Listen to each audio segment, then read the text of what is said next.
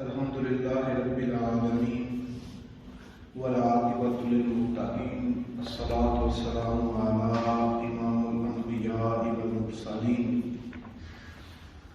وعلی آلہ واصحابہ واہل بیتہ وازواجہ وذریتہ اجمعین۔ اما بعد فاعوذ باللہ من الشیطان الرجیم، بسم اللہ الرحمن الرحیم۔ یا ایھا الذین آمنوا قوا انفسکم واہلیکم نارا۔ صدق اللہ مولانا العظیم وصدق رسول النبی الکریم الامین۔ ان اللہ وملائکتہ یصلون علی النبی یا ایھا الذین آمنوا صلوا علیہ وسلموا تسلیما۔ اللہم صل علی سیدنا و مولانا محمد وعلی آلہ وصحبہ وبارک وسلم وصلی علیہ۔ الصلاۃ والسلام علیک یا سیدی یا رحمۃ للعالمین وعلی آلک واصحابک یا خاتم النبیین۔ بعد الحمد والسلام، اللہ رب العزت کا بے پایہ لطف و احسان ہے کہ خالق کائنات نے آپ کو اور مجھے توفیق بخشی کہ ہم جمعہ المبارک کے اس بابرکت دن میں اس کے گھر میں حاضر ہیں۔ خالق ہمارا آنا، مل بیٹھنا، سننا سنانا اپنی بارگاہ میں قبول فرمائے۔ اللہ رب العزت سے دعا ہے کہ جو ہم سنیں خالق ہمیں اس پہ عمل کرنے کی بھی توفیق عطا فرمائے۔ اللہ تعالیٰ مجھے حق کہنے کی توفیق عطا فرمائے۔ جیسا کہ میرے ذمے یہ موضوع لگایا گیا کہ اولاد کی تربیت کے حوالے سے چند معروضات آپ کے سامنے رکھوں کہ اولاد کی تربیت کیسے کی جائے، یا اولاد کی تربیت میں ہم کیا حق ادا کر سکتے ہیں۔ پچھلے جمعے پہ والدین کے فرائض تھے، والدین کے حقوق تھے، اولاد کے فرائض تھے۔ یوں سمجھ لیں کہ اس جمعے پہ والدین کے ذمے جو فرائض ہیں اور اولاد کے حق ہیں ان پہ بات کی جائے گی۔ اللہ رب العزت نے حضرت آدم علیہ السلام کو اس کائنات میں بھیجا۔ اس کے بعد جتنے بھی لوگ آتے گئے ان کی تربیت کے لیے خالق کائنات یہاں پہ انبیاء کو مبعوث کرتا رہا، وہیں پہ خالق کائنات نے اس اولاد کی تربیت کا ذمہ اس کے والدین کے ذمے بھی رکھا۔ اب ہمارے لیے یہ ایک پہلا مرحلہ ہوتا ہے کہ ہم نے اولاد کو کس طرح پرورش دینی ہے، کس نہج پہ لے کے جانا ہے۔ والدین ہی پہلی وہ درسگاہ ہوتے ہیں جو جس طرف چاہے اپنی اولاد کو لے جا سکتے ہیں۔ بخاری شریف کی روایت ہے، مصطفیٰ کریم نے ارشاد فرمایا کل مولود یولد علی الفطرہ فآبواه یہودانہ او ینصرانہ او یمجسانہ۔ ایک دوسری کتاب میں روایت ہے کل مولود یولد علی الفطرہ ابویہ یہودیہ او نصرانیہ، کہ ہر بچہ جو ہے وہ فطرت پر پیدا ہوتا ہے۔ اگر یہ بات سمجھ آ جائے تو اولاد کی تربیت کے حوالے سے یہ پہلا سٹیپ ہوتا ہے کہ مصطفیٰ کریم نے ارشاد فرمایا کہ ہر بچہ فطرت پر پیدا ہوتا ہے۔ اب اس کے والدین ہیں اسے یہودی بنا دیں، عیسائی بنا دیں یا مجوسی بنا دیں، جس طرح کے والدین ہوں گے اسی طرح کی تربیت پا کے بچہ اسی سمت نکلتا چلا جائے گا۔ والدین یہودی ہیں، بچہ بھی اسی طرح کا ہوگا۔ والدین عیسائی ہیں، بچہ بھی اسی طرح کا ہوگا۔ والدین چھوٹے لیول پہ نیچے آ جائیں، والدین جھوٹ بولتے ہیں تو بچہ بھی یقیناً جھوٹ بولے گا۔ والدین متضاد رکھتے ہیں دونوں پھر کو تو بچہ بھی ویسا کرے گا۔ والدین صبح نماز کے لیے نہ اٹھے، 10 بجے اٹھ کے بچے کو کہیں کہ تم نے فجر کی نماز نہیں پڑھی تو بچہ فجر کی نماز کبھی بھی نہیں پڑھے گا۔ مصطفیٰ کریم نے فرمایا کل مولود یولد علی الفطرہ فآبواه یہودانہ او ینصرانہ او یمجسانہ، وہ ہر بچہ فطرت پہ پیدا ہوتا ہے۔ اب والدین ہیں اسے یہودی بنا دیں، عیسائی بنا دیں یا مجوسی بنا دیں۔ اب یہ مصطفیٰ کریم نے فرما دیا کہ یہ پہلا سٹیپ ہے اولاد کے لیے کہ اولاد نے اسی طرح بننا ہے جس طرح والدین ہوں گے۔ والدین نماز نہیں پڑھیں گے بچہ بھی نہیں پڑھے گا، والدین جھوٹ بولیں گے بچہ بھی بولے گا، والدین دھوکہ نہیں کریں گے بچہ بھی دھوکہ نہیں کرے گا، والدین برائی فحاشی اور بریانی کا شکار ہوں گے بچہ بھی اسی چیز کا شکار ہوگا۔ کیوں کہ بچہ اپنے والدین کو دیکھ کے سیکھتا ہے، ان کی عادتیں اڈاپٹ کرتا ہے، ان کے پیچھے چلتا ہے۔ یہ پہلا سٹیپ تھا مصطفیٰ کریم نے ارشاد فرمایا کہ جس طرح کے والدین ہوں گے بچہ اسی فطرت پہ چلتا چلا جائے گا۔ کیوں کہ جس طرح والدین ہوں اسی طرح بچہ تربیت پاتا ہے۔ اب مصطفیٰ کریم نے فرما دیا کہ پہلی جو بنیاد ہے وہ والدین ہے۔ کون ہے؟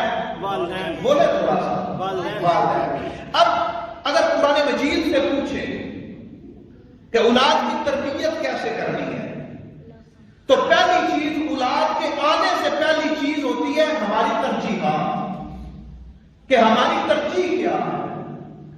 ہمیں صرف اولاد چاہیے، ہم نے صرف بچہ لینا ہے، ایک بچے کو پیدا کرنا ہے، صرف ہماری ترجیحات میں اولاد ہی ہوتی ہے یا اس کے علاوہ بھی کوئی ترجیحات ہوتی ہے؟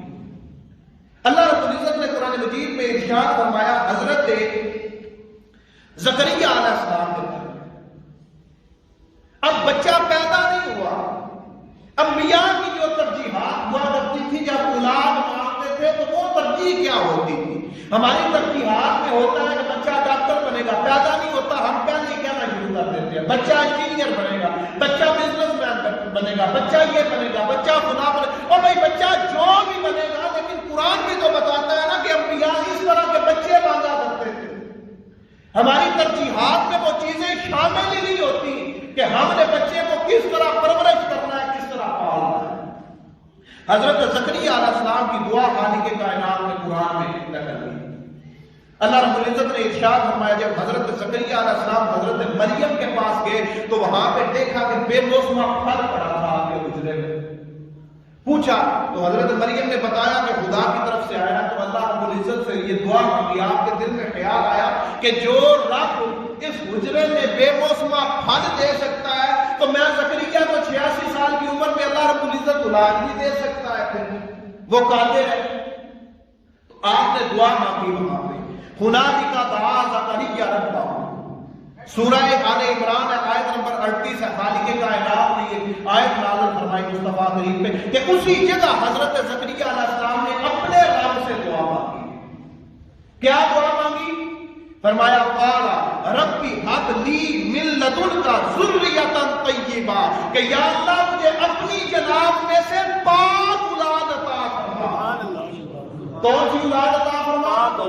ابھی اولاد پیدا ہونے کا ابھی میاں بیوی ملے نہیں، ابھی اولاد پیدا ہونے کے لیے کوئی کام، صرف جب اولاد کے لیے دعا مانگی تو دعا یہ تھی کہ یا اللہ مجھے پاک اولاد عطا فرما۔ ہماری ترجیحات میں ساری چیزیں ہوتی ہیں، ڈاکٹر بنے، انجینئر بنے، یہ بنے وہ بنے، لیکن ہماری ترجیحات میں یہ چیز نہیں ہوتی کہ ہم جو اولاد مانگ رہے ہیں وہ صالح اور نیک اولاد مانگے اللہ رب العزت سے۔ ہم اپنی دعاؤں میں یہ ترجیح رکھتے ہی نہیں ہیں۔ پہلی بات یہ ہے، اسی جگہ زکریا علیہ السلام نے اپنے رب سے دعا کی، عرض کیا میرے مولا مجھے اپنی جناب سے پاکیزہ اولاد عطا فرما، بے شک تو ہی دعاؤں کو سننے والا ہے۔ بے شک پہلی ترجیح کیا ہونی چاہیے جب اولاد مانگی جائے تو نیک اولاد مانگی جائے، پاک اولاد مانگی جائے۔ آئیں ایک دوسری جگہ پہ حضرت ابراہیم علیہ السلام کی دعا۔ آج ہم اولاد صرف چاہتے ہیں کہ اولاد ہو جائے، بچہ ہونا چاہیے جس طرح کا مرضی، لیکن ہماری ترجیحات میں یہ نہیں ہوتا کہ ہمیں بچہ چاہیے کس طرح۔ والدین تو کہہ دیتے ہیں بیٹا فرما برداری نہیں کرتا، پچھلے جمعے سنا کہ والدین کے حقوق ہیں، لیکن والدین کو بھی سوچنا چاہیے کہ جو بچہ ہم پروان چڑھا رہے ہیں، جس سے آس امید لگا رہے ہیں، ہمیں بڑھاپے میں کام آئے گا، ہماری خدمت کرے گا، ہماری تابع داری کرے گا، ہماری فرما برداری کرے گا، والدین بھی تو سوچے نا وہ بچہ مانگ کس طرح کا ہم رہے ہیں۔ ساری زندگی حرام کے مال پہ بچے کو پالتے رہے اور کہیں کہ بیٹا ہماری فرما برداری کرے، ساری زندگی آس امید دنیا داری کی ہو، دینی تعلیم کے قریب نہ جانے دے اور یہ ذہن میں گمان ہو کہ بچہ ہماری فرما برداری کرے. اب حضرت ابراہیم علیہ السلام کی دعا آپ بھی پڑھتے ہیں، ہر کوئی پڑھتا ہے جو نماز پڑھتا ہے. حضرت ابراہیم علیہ السلام نے دعا مانگی، رب اجعلنی مقیم الصلاۃ ومن ذریتی ربنا وتقبل دعا. دعا مانگی، اے میرے رب مجھے اور میری اولاد کو نماز قائم رکھنے والا بنا. ابھی اولاد دنیا میں آئی نہیں، ابھی آپ کی آل آئی نہیں. آپ نے اولاد کے آنے سے پہلے پھر یہ نہیں کہ صرف اولاد کے لیے دعا مانگی، اپنے لیے پہلے دعا مانگی، رب اجعلنی، یا اللہ اے رب پہلے مجھے بنا کہ میں نماز قائم کروں. پھر فرمایا مقیم الصلاۃ کہ پہلے مجھے نماز قائم کرنے والا بنا، ومن ذریتی، یا اللہ پھر میری اولاد کو بھی نماز قائم کرنے والا بنا. ہماری ترجیحات میں ہوتا ہے اولاد نماز پڑھے، ہم پڑھے یا نہ پڑھے، اولاد نیک ہو، ہم ہو نہ ہو، اولاد معاشرے میں اچھا نظر آئے، ہم ہو نہ ہو، اولاد برے کاموں کے قریب نہ جائے، ہم بھلے ہو یا نہ ہو.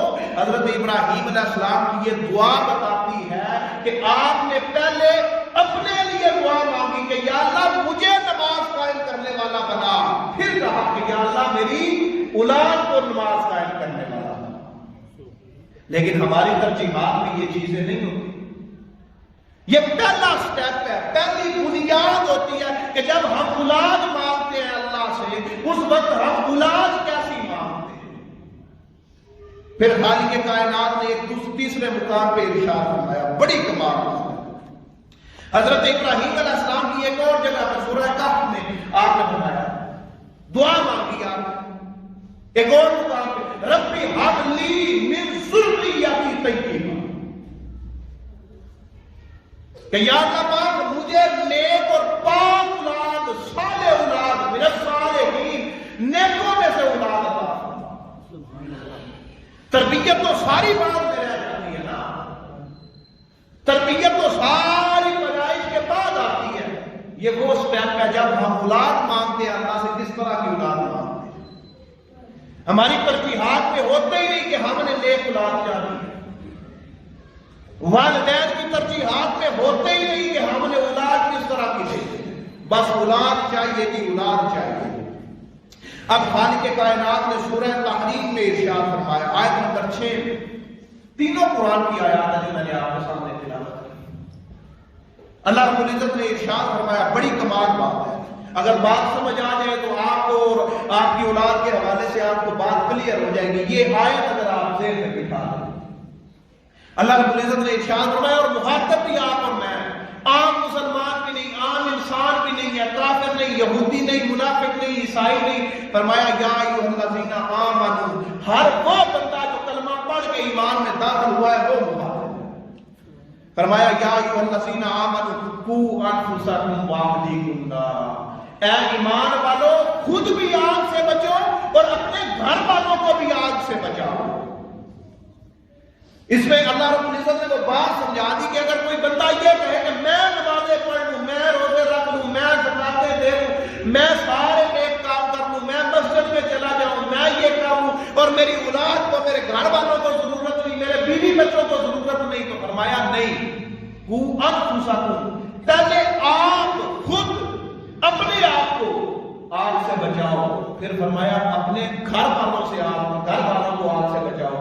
ایمانداری سے بتائیں کتنے لوگ ہیں جو اس نہج پہ کام کرتے ہیں کہ خود بھی آگ سے بچنے کے لیے کوشش کرتے ہوں اور اپنی اولاد اور گھر والوں کو بھی آگ سے بچانے کے لیے کوشش کرتے ہیں. ہماری ترجیحات میں یہ چیزیں شامل ہی نہیں ہیں. ہم سمجھتے ہیں بچہ پیدا ہو گیا بس 5-10 سال جس طرح گزارے سو گزارے، بچہ جس نہج پہ چلا جائے جو مرضی کرتا ہے. جب 15-18 سال کا ہو کہ وہ بگڑ کے سامنے کھڑا ہو جاتا ہے، پھر ہم کہتے ہیں کہ اولاد نیک اور فرما بردار نہیں. اولاد کی تربیت اس کی پیدائش سے پہلے شروع ہو جاتی ہے. ہم سمجھتے ہیں کہ نہیں 8-10 سال جب وہ بولنے لگے اور جواب دینے لگے، اکڑ کے سامنے کھڑا ہونا شروع کر دے، اس وقت اس کی تربیت شروع ہوتی ہے. یہ قرآن کی آیات بتا رہی ہے بچہ پیدا نہیں ہوا پھر بھی اس کی تربیت کے لیے کام ہے. یہ چند ایک آیات ہے، اگر قرآن مجید کی مزید کئی آیات ایسی ہیں جو اولاد کی تربیت کے حوالے سے، اسے مانگنے کے حوالے سے کہ کس طرح کی اولاد مانگی جائے، پھر اولاد کے لیے اس کی جوانی کی عمر کے حوالے سے قرآن مجید نے سورہ احقاف میں، سورہ کہف میں ارشاد فرمایا، ساری چیزیں نوجوانوں سے چھوڑ کے صرف والدین کے حوالے سے بات کی جائے۔ ایمانداری سے بتائیں کہ کیا ہماری ترجیحات میں یہ ہوتا ہے کہ ہماری اولاد نیک اور فرما بردار پیدا ہو؟ بلکہ اس سے بھی پہلے چلے جائیں، تھوڑا سا پیچھے چلے جائیں، ہم اولاد کو مانگتے ہیں، اس اولاد کے لیے جو والدہ تلاش کرتے ہیں، بہو تلاش کرتے ہیں، بیوی تلاش کرتے ہیں اپنے بیٹے کے لیے، جس نے اگلی نسل چلانی ہوتی ہے، ہم اس میں کیا دیکھتے ہیں؟ وہ مال و دولت والی ہے کہ نہیں ہے، ومالہا وجمالہا، وہ حسن و جمال والی ہے کہ نہیں؟ یہی چیزیں تلاش کرتے ہیں نا، خاندان اچھا ہو، مال و دولت والی ہو، حسین ہو، یہ چیزیں تلاش کرتے ہیں۔ حدیث ہے مصطفیٰ کریم نے ارشاد فرمایا کسی عورت سے نکاح کرو تو اس کی دین داری کی وجہ سے نکاح۔ عورت لے کے آئے ہم دنیا دار، عورت لے کے آئے ہم مال و دولت والی، عورت لے کے آئے ہم بڑا گھرانہ کر کے، اور تحس کے اس سے جتنی نسل چلے، جتنی اولاد پیدا ہو، وہ تابع دار اور فرما بردار۔ مصطفیٰ کریم نے فرمایا کہ اگر اپنی اولاد کو، اپنی نسل کو اچھا بنانا چاہتے ہو تو پھر عورت کو لے کے آؤ جو دین دار گھرانے سے ہو۔ یہ ساری چیزیں اولاد کے پیدا ہونے سے پہلے کی ہیں۔ ابھی اس کی پیدائش ہونا، اس کا پروان چڑھنا، اس کے سال گزرنے، اس کا دودھ پینا، اس کا ماں کی گود سے نکل کے باپ کی انگلی پکڑنا، پھر مدرسے میں جانا، معاشرے میں گھومنا، یہ ساری چیزیں بات کی۔ ابھی بچہ پیدا نہیں ہوا، یہ ساری تعلیمات قرآن بتا رہا ہے کہ اس کے آنے سے پہلے یہ کام تو کرو نا۔ ہم اس کے لیے ماں ڈھونڈتے ہیں تو وہ خوبصورت ہونی چاہیے، ہم ڈھونڈتے ہیں مال و دولت والی ہونی چاہیے، ہم ڈھونڈتے ہیں کہ اچھی کسی یونیورسٹی کی پڑھی لکھی ہونی چاہیے۔ ہم نہیں دیکھتے کہ جس سے ہم نے نسل آگے چلانی ہے وہ دیندار بھی ہے کہ نہیں ہے، ہماری آنے والی نسل کو دین پہ لائے گی بھی کہ نہیں لائے گی۔ پھر ہم جب اولاد 10-15 سال کی ہو جاتی ہے، پھر ہم شکوے شروع کر دیتے ہیں کہ اولاد دین کی طرف نہیں جاتی۔ ایمانداری سے بتائیں ہماری ترجیحات میں یہ چیزیں ہوتی ہیں؟ یہ پہلا سٹیپ ہے۔ اب اس سے آگے آ جائے اگلا سٹیپ قرآن مجید میں اللہ رب العزت نے جو یہ تو فرما دیا قوا انفسکم واہلیکم نارا، خود بھی بچو اور اپنے اہل خانہ کو بھی بچاؤ۔ اب بچے کی پیدائش ہو گئی، آگے چلے گئے، بچہ پیدا ہو گیا، پہلی درجگاہ کی والدہ کون تھی؟ تھوڑا سا بولے والدہ چلے سامنے، میں صرف ریکارڈنگ کے لیے تو نہیں بیٹھا ہوا، آپ تھوڑا سا بولے مجھے پتا چلے سامنے بیٹھ۔ پہلی درجگاہ ہوتی ہے والدہ۔ میں تقریری انداز میں آپ سے گفتگو نہیں کرنے آتا، نہ میں کرنا چاہتا ہوں، میں چند ایک چیزیں آپ کو سمجھانا چاہتا ہوں۔ پہلی درجگاہ ہوتی ہے والدہ۔ آقا علیہ الصلوۃ والسلام نے ارشاد فرمایا الجنۃ تحت اقدام الامہات، حدیث سنی ہے نا کہ جنت ماں کے قدموں کے نیچے۔ ایک مفہوم تو یہ ہو گیا کہ جنت ماں کے قدموں کے نیچے۔ اب اس کا دوسرا مفہوم دیکھ لیں، اب لاکھ حکمتیں ہوں گی مصطفیٰ کے اس قول میں۔ ایک دوسرا مفہوم دیکھ لیں کہ کوئی بچہ تب تک جنت جا نہیں سکتا جب تک اس کی والدہ نہ چاہے۔ بے شک کوئی بچہ ماں کے بنا، ماں کی پرورش کے بنا جنت میں نہیں جا سکتا۔ ایک اور حدیث ہے، چلے والد کو بھی ساتھ شامل کر لیں، مصطفیٰ کریم نے ارشاد فرمایا ہما جنت کا وجہ ہے نار کا۔ یہ ماں اور باپ دونوں تیرے لیے جنت بھی ہے اور تیرے لیے جہنم بھی ہے۔ ایک ترجمہ تو یہ ہو گیا، اور دوسرا مفہوم لے کہ ان دونوں کی اجازت کے بنا، ان دونوں کی تربیت کے بنا تو جنت میں بھی نہیں جا سکتا اور جہنم میں بھی نہیں جا سکتا۔ یہ پہلی سیڑھی تھی، بچہ پیدا ہوا، ماں کی گود میں آیا، مصطفیٰ کریم کا فرمان آ گیا جی الجنت تحت اقدام الامہات، ماں کے قدموں کے نیچے اس کی جنت رکھ دی گئی۔ بچہ پیدا ہوا، ماں کے قدموں میں اس کی جنت کا اسٹیٹس بنا دیا گیا۔ اب جس طرف چاہے گی ماں اسے لے جائے گی، جو تربیت دے گی، جو کرے گی، جس طرح کا معاشرہ ہوگا، جو پروان چڑھے گا، بچہ اسی طرف جاتا جائے گا. والدہ چاہے تو اس کی تربیت کر کے جنت میں لے جائے گی, تربیت نہ کرے گی تو اسے جہنم میں جائے گی. اب ہم اس پہلے سٹیپ کو دیکھ. مجھے ایک واقعہ یاد آتا ہے خواجہ معین الدین چشتی اجمیری کا. آپ فرماتے ہیں بہت بڑے اللہ کے ولی تھے, سلسلہ چشتیہ کے بہت بڑے پیش ہوا. خواجہ علی سارونی کے آپ خلیفہ تھے. خواجہ قطب الدین بختیار کاکی, بابا فرید کے دادا پیر تھے. خواجہ قطب الدین بختیار کاکی کے آپ پیر و مرشد تھے. خواجہ معین الدین چشتی اجمیری اجمیر شریف میں آپ فرماتے ہیں کہ میری جتنی تربیت, میں نے جتنے علوم جو کچھ سیکھا, جس مقام پہ ہوں, صرف اس وجہ سے کہ میری والدہ جب بھی مجھے دودھ پلایا کرتی تھی باوضو دودھ پلایا کرتی. سبحان اللہ, سبحان اللہ. آج آپ گھروں میں دیکھ لیں کیا مائیں اس بات کا اہتمام کرتی ہیں؟ بچہ ماں کے پیٹ میں ہوتا تھا اور ماں صبح فجر کی نماز پڑھتی, ایک ایک گھنٹہ قرآن مجید کی تلاوت کرتی تھی. ماں گھر کے کام کرتی تھی تو بچہ اپنی ماں کی آواز اس کی گود میں ہوتا یا پیدائش کے بعد وہ قرآن کی آواز نہیں سنا کرتا تھا. جو بھی ماں کو آتا تھا وہی اس کی زبان پہ ہوتا تھا کہ میرا بچہ جو بھی سنے صرف خدا کا فرمان سنتا ہے. ماں ایسی ہوتی تھی. لیکن آج ہماری مائیں صبح اٹھتی ہیں تو فیس بک سے ان کی آنکھ کھلتی ہے, صبح اٹھتی ہیں تو لڑائی جھگڑے میوزک سے سکون حاصل کرتی ہیں, صبح اٹھتی ہیں نہ نماز ہوتا ہے, نہ روزہ, نہ حج, نہ زکات, نہ قرآن مجید کی تلاوت. بچے کا پتہ نہیں کدھر پڑا کدھر نہیں پڑا. گھر کے کام ہوتے ہیں, کوئی فکر نہیں ہوتی کس طرح اسے خوراک دینی ہے, کس طرح دودھ پلانا ہے, کوئی اہتمام نہیں ہوتا. پھر ہم کہتے ہیں کہ بیٹا ہمارا فرما بردار نہیں ہوتا. یہ پیدائش کے بعد پہلا سٹیپ ہوتا ہے جس کے بارے میں خدا نے قرآن میں ارشاد فرمایا ہے کہ آگے وَوَصَّيْنَا الْإِنسَانَ بِوَالِدَيْهِ حَمَلَتْهُ أُمُّهُ كُرْهًا وَوَضَعَتْهُ كُرْهًا. اللہ نے انسان کو تو وصیت فرمائی ہے والدین کے بارے میں کہ تیری والدہ نے بڑی مشکل سے تکلیف پر تکلیف اٹھا کے تجھے اپنے پیٹ میں رکھا. اور آگے فرمایا کہ دودھ چھوڑنے کی عمر 2 سال ہے. کتنی ہے؟ 2 سال. اور یہ دودھ ہی کی تاثیر ہوتی ہے کہ بچہ ساری زندگی کس نہج پہ رہے گا. اور ہماری ترجیحات میں یہ ہوتا ہی نہیں کہ بچے کے کان میں کون سی آواز جائے, بچہ کس طرف جائے, بچے کو کیا تربیت دینی ہے, کیا چیزیں سکھانی ہیں. اب ہمارے اندر سے یہ فکر ختم ہوتی جا رہی ہے.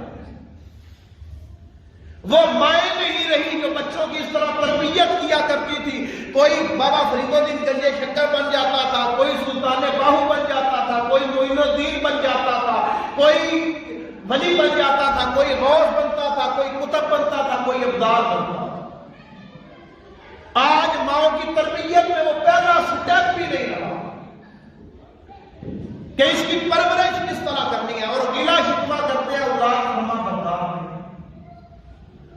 اب اس سے اگلا سٹیپ لے لیں کہ ہم نے اس بچے کو ماحول کیا دینا. والد کو شامل کر لیں, باپ کو شامل کر لیں. اب ماں باپ کہتے ہیں ایک بچے کو کہ بیٹا جھوٹ ہے نہیں بول, بیٹا گناہ کے قریب ہے نہیں جانا, نماز قائم ہے کرنی ہے. خود سارا دن اس بیٹے کے سامنے لڑائی جھگڑا, اس بیٹے کے سامنے جھوٹ, مکاری, دھوکہ, ایک دوسرے کو نیچا دکھانا, تانا زنی, یہ سارا اولاد کے سامنے کرتے رہتے ہیں. قرآن کی آیت ہے سورہ صف کی, یا ایھا الذین آمنوا لم تقولون ما لا تفعلون. تم وہ باتیں کیوں کہتے ہو جس پہ عمل نہیں کرتے. اب جب بچے کے سامنے وہ باتیں کی جائیں گی جس پہ عمل نہیں کیا جائے گا تو ایمانداری سے بتائیں کہ بچہ دین کے قریب ہوگا نہیں. بچے کو آپ ساری زندگی پڑھاتے رہے کہ بیٹا یہ قرآن کہتا ہے جھوٹ ہے نہیں بولنا. بیٹے کو بتاتے ہیں کہ بیٹا نماز ہے پڑھنی ہے, زکات ادا کرنی ہے, اچھے اخلاق سے پیش آنا ہے, یہ کرنا ہے وہ کرنا ہے, سارے دین کے احکام بتاتے ہیں. لیکن بچہ اس معاشرے سے سیکھتا ہے, بچہ آپ سے اڈاپٹ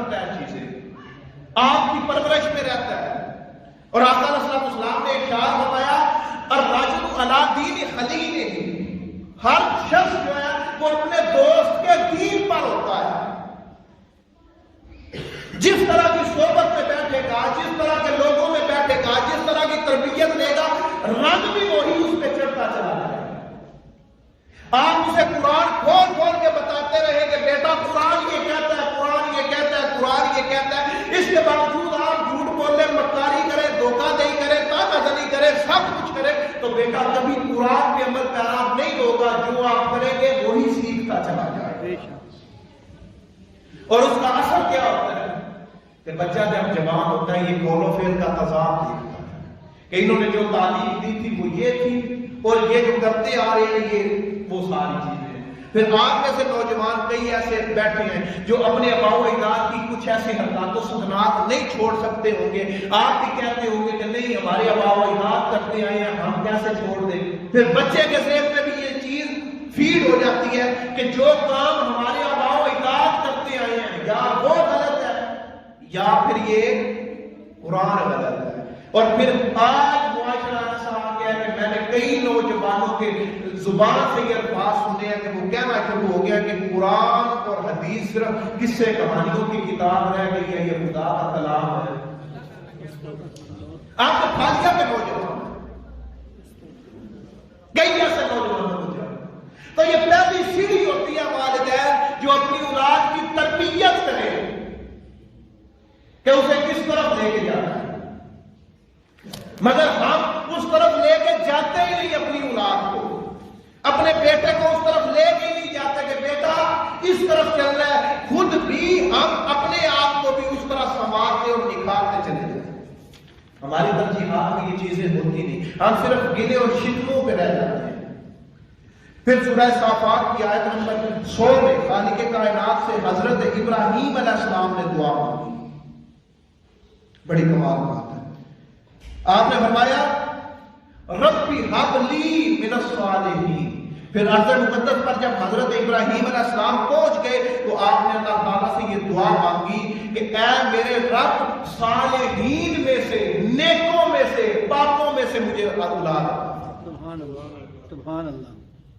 और जो औलाद मुझे दी है उसे दीन के करीब कर दे। हमारी तरजीहात में इन चीजों में से कोई चीज नहीं होती। बोले थोड़ा सा। अब मुस्तफा करीम ने इरशाद फरमाया औलाद को तरबियत कैसे देनी है। ये सारी चीजें तो आ गई कि हम तरबियत नहीं करते, दुआएं हमने नहीं मांगी, औलाद की परवरिश में हमने हक अदा नहीं किया, औलाद को दीन के बारे में हमने नहीं बताया, तो फिर कौन सी तरबियत हम अपनी औलाद की करें। आप खुद अंदाजा कर लें, ये जितने बैठे हैं मुझे बुजुर्ग नजर आ रहे हैं। आपके नौजवान की तरह इस मोहल्ले में नौजवान नहीं है। कुरान मजीद की आयत खालिक कायनात ने इरशाद फरमाया हत्ता इज़ा बलगा अशुद्धहु व बलगा 40 सना, कि जवानी की उम्र ये है कि जब जवान होता है वहां से लेके 40 साल तक। कितने साल तक? 40। हत्ता इज़ा बलगा अशुद्धहु व बलगा 40 सना, कि जब वो 40 साल को पहुंच जाए, ये उसकी जवानी की उम्र होती है। अब ईमानदारी से एक कोई जीरक बंदा यहां पे खड़ा होकर देखे जवान कितने लोग बैठे हैं, आप खुद अंदाजा कर लेंगे दीन के कितना करीब है और कितने दूर है। क्या आपके बेटे नहीं होंगे, आपके भतीजे नहीं होंगे, आपकी औलाद नहीं होगी, उनमें से कितने आए बैठे हैं दीन के लिए। ये चंद एक जवान मुझे नजर आ रहे हैं, बाकी कुछ बूढ़े हैं, कुछ 40 साल से ऊपर होंगे। तरबियत करनी कैसे है? जो उम्र गुजर गई सो गुजर गई। पहला बता दिया कि जब औलाद चाहो तो अल्लाह से नेक औलाद चाहो। औलाद पैदा हो जाए तो वालिदा के जिम्मे लगा दे कि इसके कानों में जाए तो कुरान की आवाज जानी चाहिए। माँ बाप अपनी औलाद के सामने लड़ाई झगड़े से परहेज किया करें। माँ बाप औलाद के सामने लड़ा ना करें, गालियां ना दिया करें एक दूसरे को। अब औलाद की परवरिश कैसे करनी है, मुस्तफा करीम ने इरशाद फरमाया।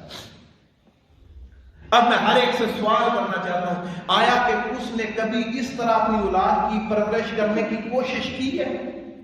हर बंदा अपने गिरफ्तार में देखे कि जो उसूल, जो रास्ता मुस्तफा करीम ने बताया उसके मुताबिक کیا ہم اپنی اولاد کی پرورش کرتے ہیں؟ آقا علیہ السلام نے ارشاد فرمایا ادبوا اولادکم علی ثلاث خصال، اپنی اولاد کو 3 خصلتیں سکھاؤ۔ کتنی؟ 3۔ بولے کتنی؟ 3۔ میں اپنی بات مکمل کر رہا ہوں، آخری حدیث۔ ایک تو آپ ٹاپک بہت لمبا دے دیتے ہیں، وہ 35-40 منٹ میں کور ہی نہیں ہوتا۔ ابھی بچہ جوان نہیں ہوا، آپ کا ٹائم مکمل ہو گیا ہے۔ مصطفیٰ کریم نے ارشاد فرمایا 3 خصلتیں سکھاؤ، 3 چیزوں کی تربیت ہو، 3 باتیں اپنی اولاد کو ضرور سکھاؤ۔ حکماً ارشاد فرمایا۔ اب میں ہر بندے سے پوچھنا چاہتا ہوں، ہر بندہ اپنے گریبان میں جھانکے اور دیکھے کہ کیا میں اپنی اولاد کی پرورش اس طرح کرتا ہوں؟ پہلا فرمایا حب نبیکم، اپنی اولاد کو اپنے نبی کی محبت سکھایا۔ سبحان اللہ۔ کتنے لوگ بیٹھے ہیں جو اپنے بیٹے کو پاس بٹھا کے کہتے ہو کہ ہمارے نبی کی شان یہ ہے وہ رحمت للعالمین تھے، ہمارے نبی کی شان یہ ہے کہ وہ خاتم النبیین ہے، ہمارے نبی کی شان یہ ہے کہ آپ نے فرمایا میرے بعد اب کوئی نبی نہیں آئے گا۔ کسی نے بتایا ہو کہ میرے مصطفیٰ کی شان یہ ہے کہ آپ مکہ میں آئے، مدینہ میں ہجرت کر کے گئے، آپ نے ریاست قائم کی۔ کتنے لوگ ہیں ایمانداری سے اپنے گریبان میں جان کے کہ اپنی اولاد کو وہ اپنے نبی کی محبت سکھاتے ہیں؟ یہ پہلا سٹیپ تھا مصطفیٰ کریم نے فرمایا کہ اپنی اولاد کو 3 خصلتیں سکھایا کرو، 3 آداب سکھایا کرو۔ پہلا حب نبیکم، اپنے نبی کی محبت سکھاؤ۔ کتنے لوگ بیٹھے ہیں جو اپنے نبی کی محبت سکھاتے ہیں؟ ایمانداری سے اپنے گریبان میں جاتے ہیں۔ اگر نہیں سکھاتے تو آج سے شروع کریں، ورنہ اگلی نسل آپ کا گریبان پکڑ کے کھڑی ہوگی کہ بتاؤ ہمارا ایمان کیا ہے۔ حالت آپ کے سامنے، آپ اپنی مسجد کو دیکھیں۔ یہی نسل کل قیامت والے دن خدا کی بارگاہ میں آپ کا گریبان پکڑ کے کھڑی ہوگی کہ یا اللہ انہوں نے ہمیں بتایا ہی نہیں کہ ہمارا نبی کون تھا، ہمارا ایمان کیا ہے، ہمارا اسلام کیا ہے۔ دوسری چیز فرمایا حب نبی اہل بیت، دوسری چیز یہ ہے کہ اپنے نبی کی اہل بیت کی محبت سکھاؤ۔